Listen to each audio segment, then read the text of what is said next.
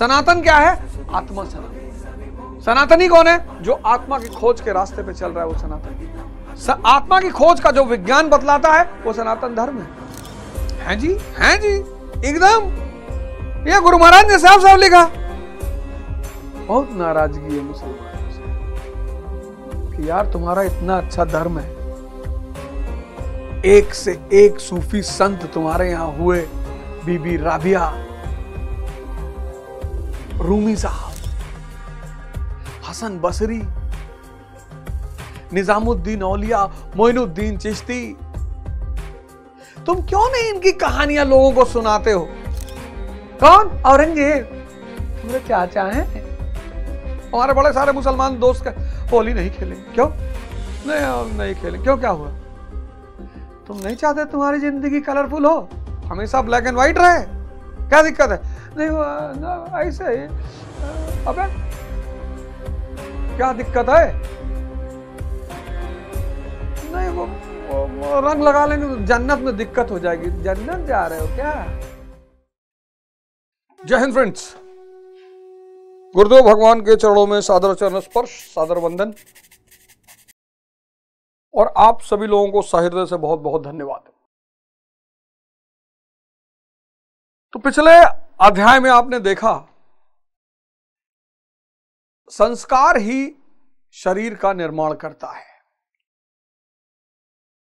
और मनुष्य के समस्त परेशानियों की जो जड़ है, समस्त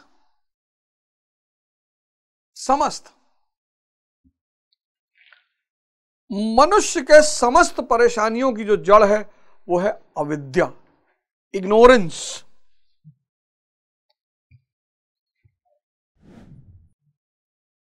अविद्या, या हम इंग्लिश में कहें इग्नोरेंस।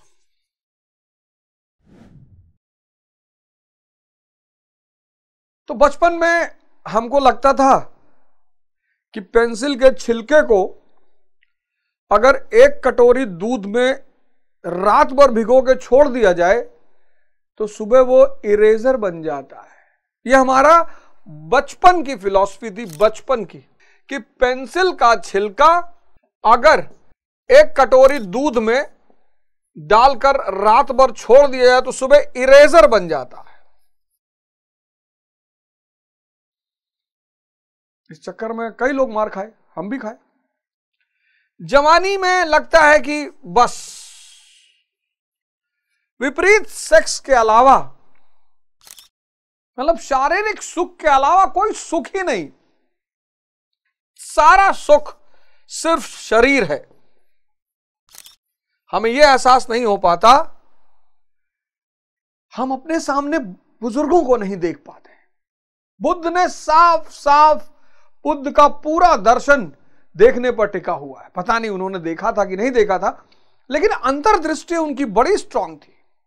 आज जब तक आपकी अंतर्दृष्टि काम नहीं करेगी, ये दोनों दृष्टियां बेकार। आप जो कुछ भी आंखों से देख रहे हो, इसके बिना वो सब बेकार है। 30 से लेकर 50 तक के आदमी को मिलिए, तब हवा में। और ये वो पीरियड है जब, जो कि ऐसा उड़ता है, किसी से भी पूछिए, कहता भैया पता नहीं चला 50 साल के हो गए।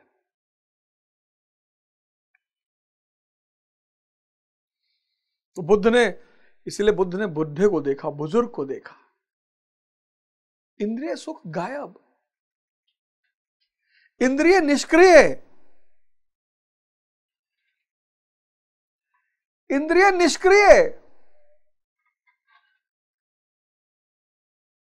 और हर बुजुर्ग जिसने जवानी में साधना नहीं की, वो बुढ़ापे में कष्ट में, दूसरों को भी कष्ट, और दिन रात मरने की दुआ करता है। और वृद्धावस्था, वो चिल्ला चिल्ला कर सबसे कहना चाहता है कि भैया, ये इग्नोरेंस, यहां अनुभव है, ज्ञान नहीं है, अनुभव है, पर आप कुछ कर नहीं सकते। जवानी साधना के लिए है, और आपको सिर्फ एक चीज पे काम करना है, अविद्या पर। खोलिए अपने इस आंख को, जगाइए अपने आप को, ठहरिए, रुकिए। लोग समझ ही नहीं पा रहे। रिप्रोडक्शन, निषेचन क्रिया जानवर भी करते हैं। प्रेम, संभोग और सेक्स, आज इन सारे शब्दों को लोगों ने एक में जोड़ दिया है।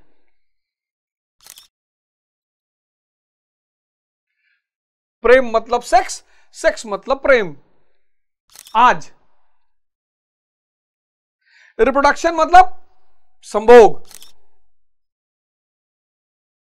अरे भैया, भगवान शंकर, हमारे आदर्श कौन? भगवान शंकर, हर हर महादेव, महाकाल। काम को जला दिया उन्होंने। साधक है ना, योगी है। आज इन चारों शब्दों को लोगों ने मिला दिया। निषेचन, रिप्रोडक्शन किसके लिए? सृजन के लिए।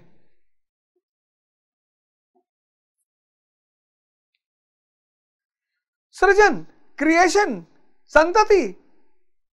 प्रेम भाव है।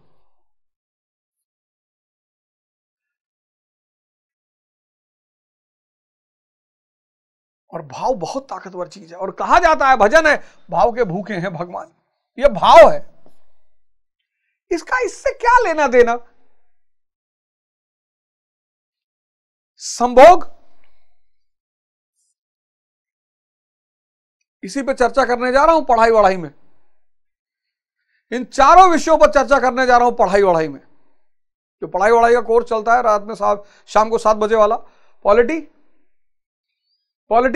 Democracy in India. पॉलिटी की आप 3-4 किताबें खरीद लें। एक आप ये खरीद लें, इंडियन कॉन्स्टिट्यूशन एट वर्क, ये ले लें इंडियन कॉन्स्टिट्यूशन एट वर्क। एक आप ले लें डेमोक्रेसी इन इंडिया, भारत में प्रजातंत्र। और एक आप ले लें ऑर्गन्स ऑफ द गवर्नमेंट। ये 3 किताब आप ले लें। इंडियन कॉन्स्टिट्यूशन एंड एडमिनिस्ट्रेशन ये ले लें, class Indian constitution and administration है क्लास 11th की। Democracy in India class 12th, बड़ी शानदार किताब। Organs of the government class 11th 10th। अभी मॉडर्न इंडिया पढ़ा रहा हूं। पढ़ाई और वढ़ाई, पढ़ाई में मॉडर्न इंडिया चल रही है, वढ़ाई में पहला धर्म चल रहा था। अब उठाया मैंने ये विषय, इस विषय पर चर्चा करूंगा। और पूरी ओशो की किताब संभोग से समाधि, उस पर चर्चा करूंगा। वो डेली मंडे से थर्सडे पूरा शो आता है। ये जो है संभोग, जो है ये ऊर्जा का आदान प्रदान है। बड़ी प्यारी प्रक्रिया है, शरीर का कुछ लेना देना नहीं है। और ये तो वासना, कामना, इच्छा, देखो चारों अलग अलग चीजें। ये बिल्कुल करना है आपको, एकदम करना है, तभी तो संतति आगे बढ़ेगी। इसके बिना तो जीवन अधूरा है। अगर साथी अच्छा मिल जाए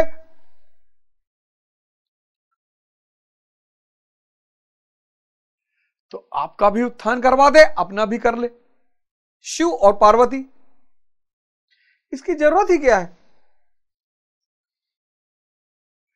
अज्ञानता, इग्नोरेंस, सब इग्नोरेंस से परेशान है सब। यानी विवेकहीनता से किया गया कर्म। क्या डेफिनेशन है अविद्या की? आप इस डेफिनेशन को अपनी डायरी में लिख लें। अविद्या यानी विवेकहीनता से किया गया कर्म। विवेकहीनता से किया गया कर्म,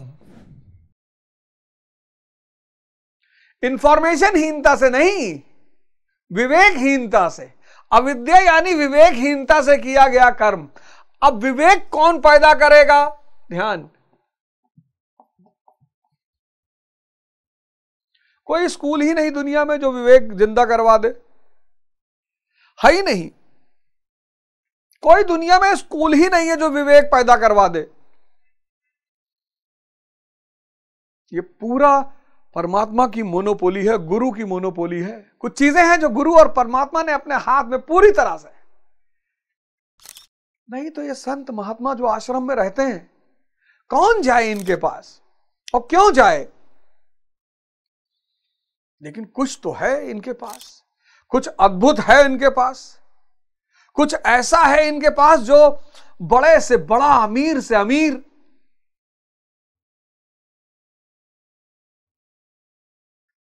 इसीलिए मैं आपसे बार बार कहता हूं, बार बार हाथ जोड़कर कहता हूं, सामने पड़ जाओ तो पैर भी पकड़ लूं कि ध्यान करो दोस्त।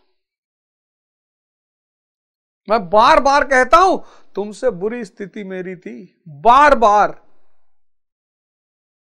बार कह रहा हूं, बार बार रिपीटेडली कह रहा हूं, तुमसे बुरी स्थिति मेरी थी, पर इन गुरुओं ने बचा लिया। उठो यार, जवानी में तुम लोग क्यों मां बाप का पैर छुओ, गुरुओं का पैर छुओ? मां बाप दूर रहते, फोन करके कह दो पाए लागी, गोड़ लागी माई, गोड़ लागी बाबू। इतना कहने में कहा जा रहा है तुम्हारा?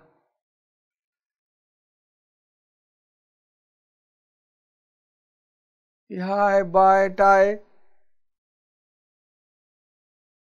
पता है उनको खुशी मिलेगी, भाव उठेगा, ऊर्जा बहेगी, वो मिलेगी तुमको। इडियट, वो तुमको मिलेगी। एक महीना बाद बताना कि क्या परिवर्तन हुआ सिर्फ एक क्रिया करने से, कि मां बाप को डेली पैर छूने से, सुबह और शाम। नहीं है तो फोन करके कहो पाए लागी, पाए लागी तुम्हारी। अरे सामने पड़ी तब तो मरी है बाप। तुम लोग यार ऊर्जा लेना भूल गए, आशीर्वाद लेना भूल गए, और फिर ध्यान की प्रक्रिया शुरू हो जाएगी। किसी भी कर्म को विवेकहीनता में मत करो। अभी ओलंपिक हुआ, उससे लोग मिलने आए, सर तैयारी करना चाहते, एकदम करो।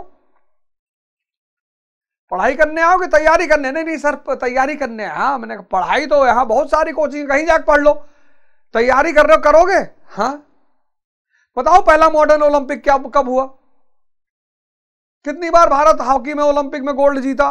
पहला भारतीय जिसने भारत के लिए गोल्ड जीता, कुछ पता ही नहीं। ओलंपिक का मोटो क्या है? हम कहता, जिस दिमाग के पास जिज्ञासा नहीं है वो दिमाग जिंदा नहीं है। सूत्र है, लिख लो। हमको तो बाजार में वैसे ही लोग प्रसिद्ध कर रखे कि ओझा राजा बनाने का सूत्र बताता है। हमारे गुरु ने हमको बताया और हमको यहां तक पहुंचाया। वो सूत्र मैं तुम्हें बता रहा हूं। जिसका दिमाग जिज्ञासु नहीं है उसका दिमाग जिंदा नहीं है। अब मुर्दा दिमाग क्या खाक राजा बनेगा? चाहे जहां पढ़े, लंदन पढ़े, देहरादून पढ़े, न्यूयॉर्क पढ़े। किसी कर्म को विवेकहीनता में मत करो। पढ़ाई विवेकहीनता में मत करो, प्रेम विवेकहीनता में मत करो, पूजा विवेकहीनता में, युद्ध विवेकहीनता में। दुर्योधन क्या है? दुर्योधन क्या है? ये सारे काम विवेकहीनता में कर रहा है। और कृष्ण ये सारे काम ध्यान में करते हैं। प्रेम ध्यान में, पढ़ाई ध्यान में, प्रार्थना ध्यान में, युद्ध ध्यान में। ये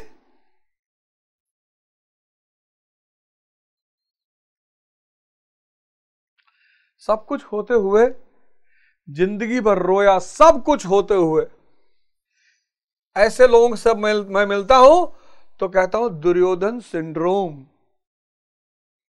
ध्यान करोगे इस श्रेणी में आ जाओगे, नहीं करोगे इस श्रेणी में आ जाओगे। क्यों? क्योंकि ध्यान नहीं करोगे, सारे काम विवेकहीन हो जाएंगे, सारे कर्म विवेकहीन हो जाएंगे, सारे कर्म विवेकहीन हो जाएंगे, सारे। एक भाई साहब हमसे पूछ रहे थे, सर अंदर वाली आंख बंद करके ध्यान करें कि बाहर वाली करें? अरे हमने कहा, अरे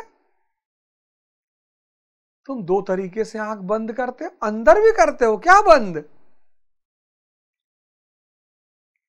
ध्यान करो, इन सांसों को पकड़ो।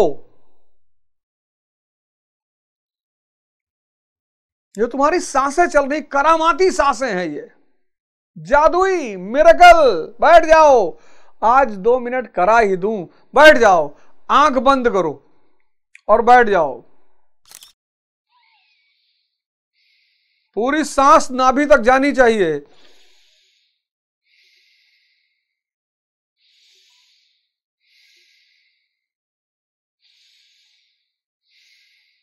अब जानते हो क्या होगा?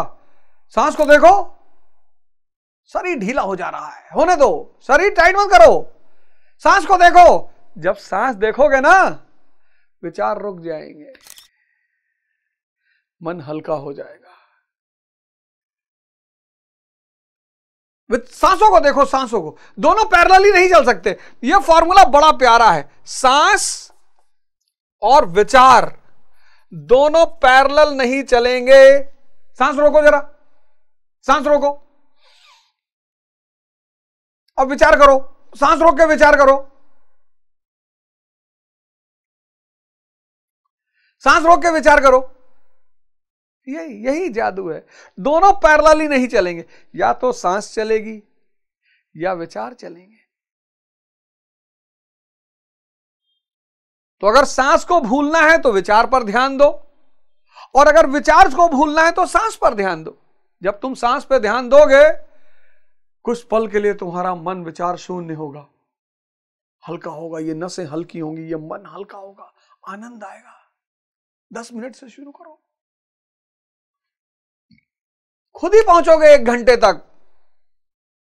जीवन परिवर्तित होगा, और जब जीवन परिवर्तित होगा तब तुम्हें यह सिद्धांत पता चलेगा। कौन सा?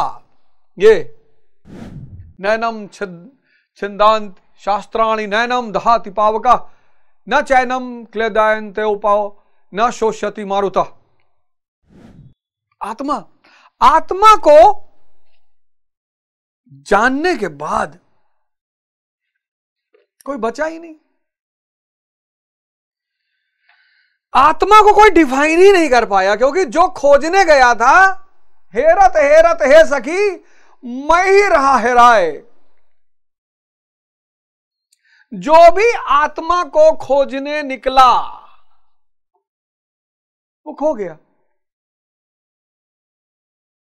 इस्लाम कहता है ना कि जिस दिन अल्लाह का सामना होगा तुम जल के भस्म हो जाओगे। सही बात है, मरो ए जोगी मरो, यही तो हिंदुइज्म भी कहता है। मुसलमानों से मुझे बहुत नाराजगी है, बहुत। इतना प्यारा धर्म इस्लाम, उसकी बेइज्जती करवाते हैं। इतना प्यारा धर्म सिर्फ इंद्रिय विषय संयोग के सिद्धांत पर आधारित, कि बाहर मत भागो, अंदर भागो।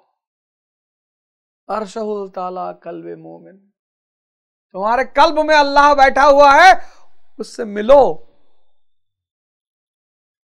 ईमान पैदा हो जाएगा। ये ब्रह्मांड तुम्हारा।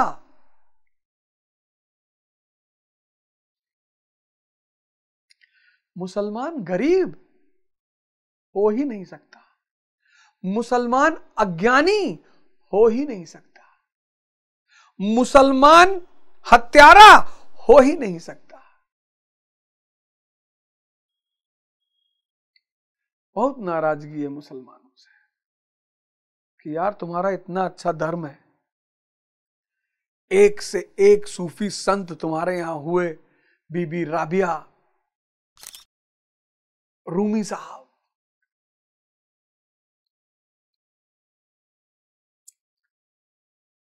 हसन बसरी, निजामुद्दीन औलिया, मोइनुद्दीन चिश्ती, तुम क्यों नहीं इनकी कहानियां लोगों को सुनाते हो?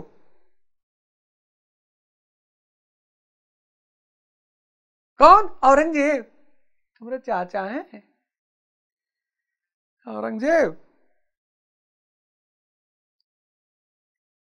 जो भी आत्मा की खोज पे निकला वो खो गया। हेरत हेरत हे सखी, हेरत हेरत हे सखी, मैं ही रहा हेराए, मैं ही रहा हेराए। जो खोजने गया था वो खो गया, तो कौन लौट के बताएगा कि आत्मा क्या है? इसलिए आज तक आत्मा के बारे में कोई बता ही नहीं पाया। और अगर कोई बता रहा हो, आत्मा की जब भी डेफिनेशन दी जाएगी नेगेटिव सेंस में दी जाएगी। जैसे क्या कह रहा है अर्जुन, इस आत्मा को शास्त्रादि काट नहीं काटते, शास्त्र काट नहीं सकता, अग्नि इसे जला नहीं सकती, जल इसे गीला नहीं कर सकता, और न वायु इसे सुखा ही सकता है। देखिए, सब निगेटिव टर्म में परिभाषा है आत्मा की। आत्मा की आज तक पॉजिटिव टर्म में परिभाषा ही नहीं दे सका कोई। क्यों? लौटा ही नहीं। जब बुद्ध अपने घर वापस आए तो उनके पिता ने उनसे कहा कि आज भी तुम अगर माफी मांग लो तो मैं तुम्हें राजपाट दे दूं। कहे पिताजी सिद्धार्थ मर गया। देख रहे थे सब, बुद्ध मर गया? हाँ, बोले सिद्धार्थ, वो जो आपका पुत्र था, जिसको आप जिसको देख रहे हो, वो सिद्धार्थ है ही नहीं। अरे बोला जाओ यार, दीवाना करो, उल्टे सीधा वैसे जिंदगी में इतनी परेशानी चल रही है, कह रहे सिद्धार्थ है ही नहीं।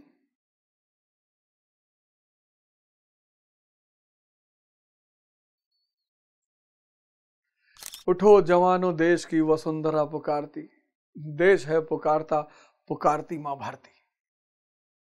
अरे यार, मैं लाख बुरा हूं, क्या फर्क पड़ता है?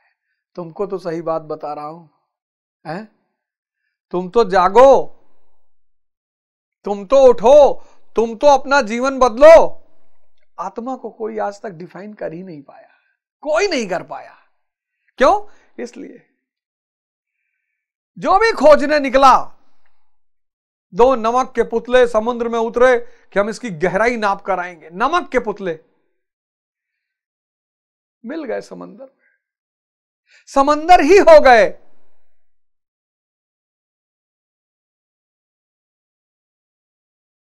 उनके दोस्त यार किनारे पर बैठकर इंतजार कर रहे हैं कि वो कभी आएंगे हमें गहराई के बारे में बताने के लिए।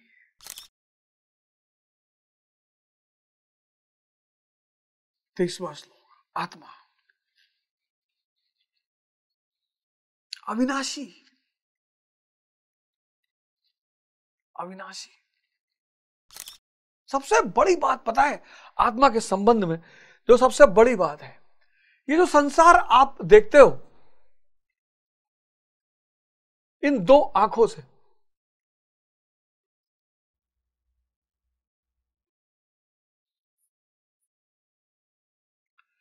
इन दो आंखों से ये जो आप संसार को देखते हो ना, ये माया है। क्यों? क्योंकि निरंतर परिवर्तनशील हो रहा है, निरंतर बदल रहा है। ये चांद, तारे, धरती, आसमान सब बदल जाएंगे। The universe is transient. पर ये बना किससे? ये बना है उस आत्म तत्व से, थर्ड आई।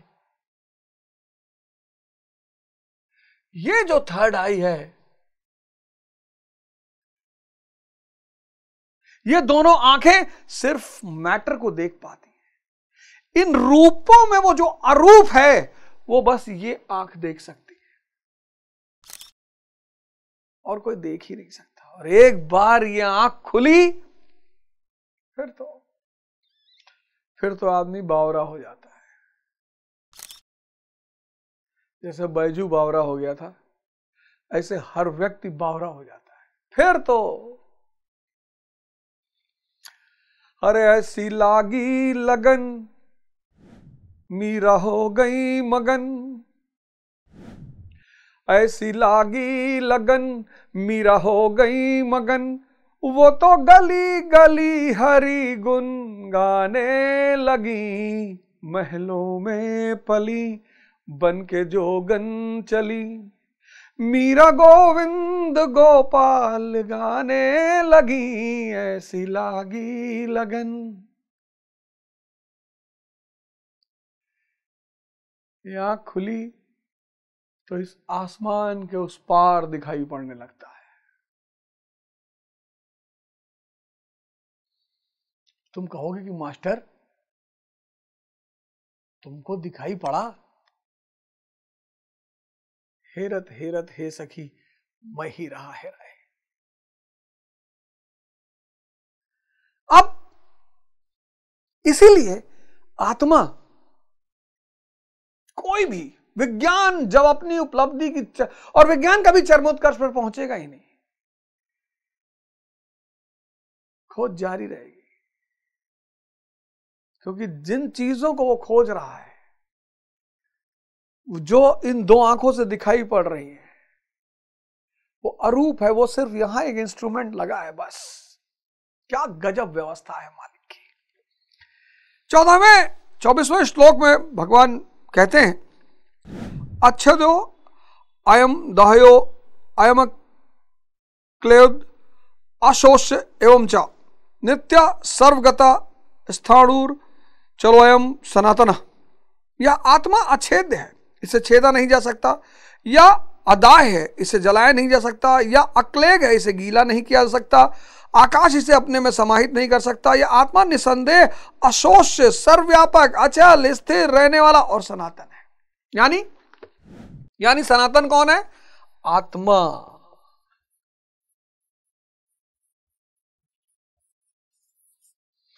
एक बात क्लियर हो गई कि सनातन क्या है?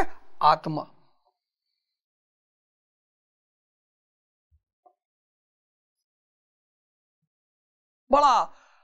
बड़ा दुविधा है इस बात को लेकर, मैं सनातनी हूं, मैं सनातनी हूं। सनातन सिर्फ आत्मा है।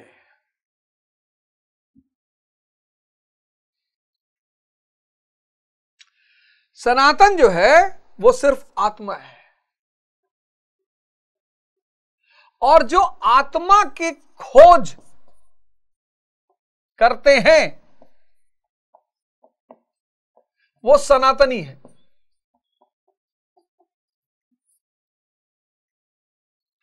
और जो आत्मा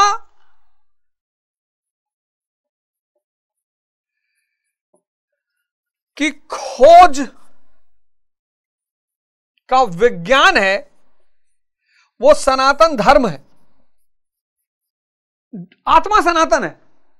इस कॉन्सेप्ट को समझ लीजिए, आपके सारे झगड़े मिट जाएंगे। ये हिंदू, मुसलमान, ईसाई, सिख, हालांकि ऐसा कभी होगा नहीं। ये बेईमानी और झूठ की दुनिया,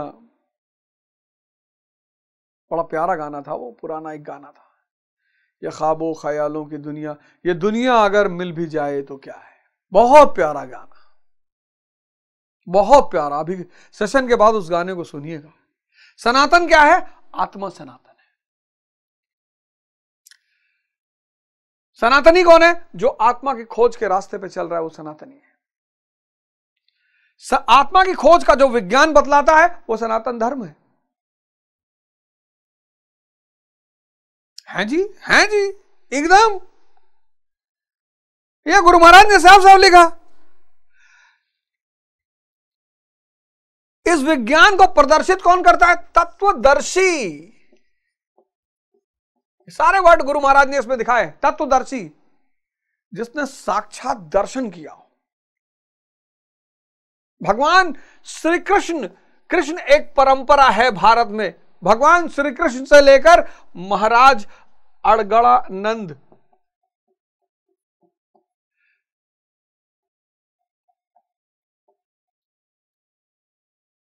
ये सब तत्वदर्शी हैं।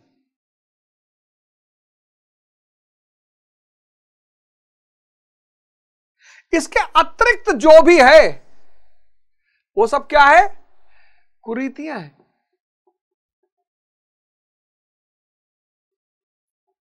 या संप्रदाय हैं।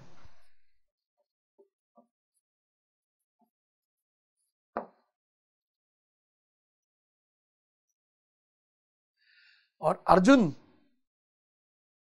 अपने समय का संप्रदायी था, अपने समय के कुरीति का शिकार था। महाराज जी बड़ी अच्छी कहानी यहां सुनाते हैं। कितनी बड़ी बात महाराज जी कहते हैं इसमें। कहते हैं सनातन धर्म के अनुयायी, सनातन कौन? आत्मा। यदि आप आत्म पर्यंत दूरी तय कराने वाली विधि विशेष से अवगत नहीं है तो आप सनातन धर्म नहीं जानते। इस लाइन को आप इनबॉक्स करिए, लिखा है यदि आप आत्म पर्यंत दूरी तय करने वाली विधि विशेष से अवगत नहीं है तो आप सनातन धर्म नहीं जानते हैं। वो हमीरपुर जिले वाला किस्सा महाराज जी सुनाए कि पंडित जी को पकड़ लिया और बैठा लिया और प्यूनिक शाह ने, मुसलमानों ने अपनी जूठी रोटी डाल दी। पंडित जी बेचारे बताए कहा इसमें तो मुसलमानों ने जूठी रोटी डाल दी थी, सब अधर्मी हो गए। कुछ लोग आत्महत्या कर लिए, कुछ लोग इस्लाम धर्म कबूल कर लिए। ये है धर्म। हमारे बड़े सारे मुसलमान दोस्त का होली नहीं खेलेंगे। क्यों नहीं खेलेंगे? क्यों, क्या हुआ? तुम नहीं चाहते तुम्हारी जिंदगी कलरफुल हो, हमेशा ब्लैक एंड व्हाइट रहे? क्या दिक्कत है? नहीं ऐसे ही। अबे क्या दिक्कत है? नहीं वो रंग लगा लेंगे तो जन्नत में दिक्कत हो जाएगी। जन्नत जा रहे हो क्या? देश भर का खुरापात यहां करो। कौन बोला तुमको? कौन बता दिया तुमको कि तुम जन्नत जा रहे हो? बहुत साधना करनी पड़ती है, गलाना पड़ता है। एसएससी, सीजीएल, पीसीएस, आईएएस तो क्वालिफाई नहीं हो रहा है तुमसे, तुम जन्नत जा रहे हो? इतना सस्ता जन्नत है? यहां गुरुदेव भगवान की लाठी खानी पड़ती है, मार खाना पड़ता है। कभी कभी अति प्रेम में हो जाते हैं तो दो चार मुक्का रख ही दिए, और तुम ऐसे ही जा रहे हो। वाह! तो गुरु भगवान कहते हैं कि हम धर्म की शरण में क्यों जाते हैं? क्योंकि हम मरण धर्मा है। ये शरीर मरण धर्मा है। मरण धर्मा मतलब परिवर्तनशील, मृत्यु किसी की होती नहीं। ये शरीर मरण धर्मा है, और धर्म कोई ठोस चीज है जिसकी शरण में जाकर हम भी अमर हो जाएं। धर्म यानी अमरता का विज्ञान। तभी तो कबीर ने कहा हम न मरब, अमरता का विज्ञान।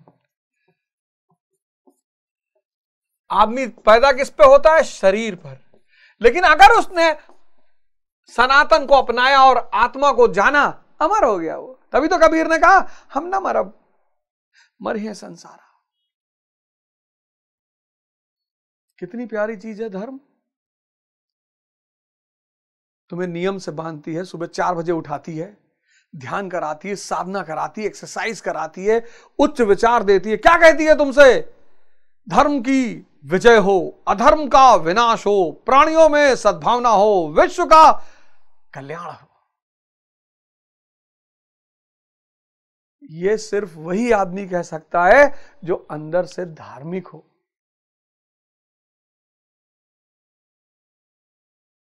धर्म यानी नियम। नियम, पेड़ नियम से चलते हैं, पशु नियम से चलते हैं, चांद तारे नियम से चलते हैं। इंसान कहता रात में चिल कर रहे थे। चिल ही का है वे? चिल का कर रहे हो? नहीं, रात में चिल करते हैं। हाँ, चिल करो, करो चिल, फिर तुम्हारी जिंदगी हो जाएगी स्टिल।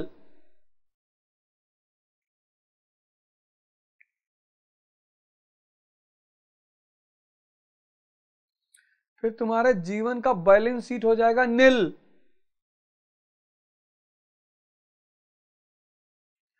और पूरी जिंदगी हो जाएगी पिल, चिल। चिल से बचा करो। ये चिल बहुत खतरनाक चीज है। धर्म जो है तुम्हें नियम में लेकर आएगा। धर्म तुम्हें सिद्धांत देगा, किसका? अमरता का। वो जो अंदर अविनाशी अनश्वर है, तुम उससे परिचित हो जाओगे। हैं? Human evolution. जैसे सिद्धार्थ ने इस धर्म का पालन किया और सिद्धार्थ क्या बने? बुद्ध, अमर हो गए। सिद्धार्थ मर गया। वर्धमान क्या बने? महावीर।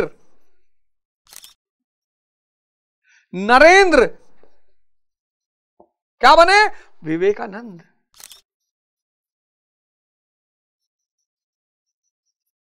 ये सब तत्वदर्शी हैं।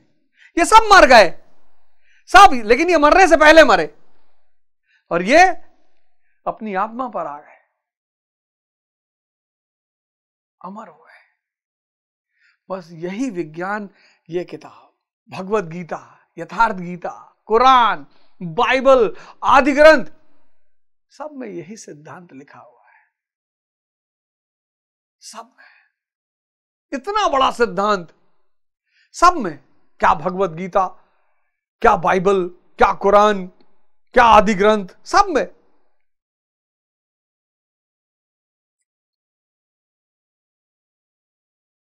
आइए हम सब खड़े होकर उद्घोष करें, अपनी अपनी जगह पर खड़े हो, लेकिन उद्घोष करने से पहले एक प्रण लेंगे कि बुजुर्गों का पैर छुएंगे, और पूरा पैर छुएंगे।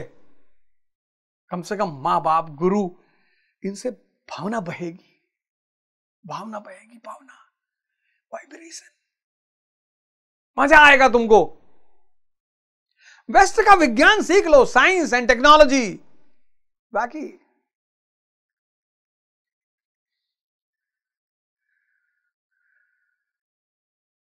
बिल गेट्स का पैसा और महाराज अगनानंद का परमात्मा, और दोनों मिलाकर मेरा भारत महान।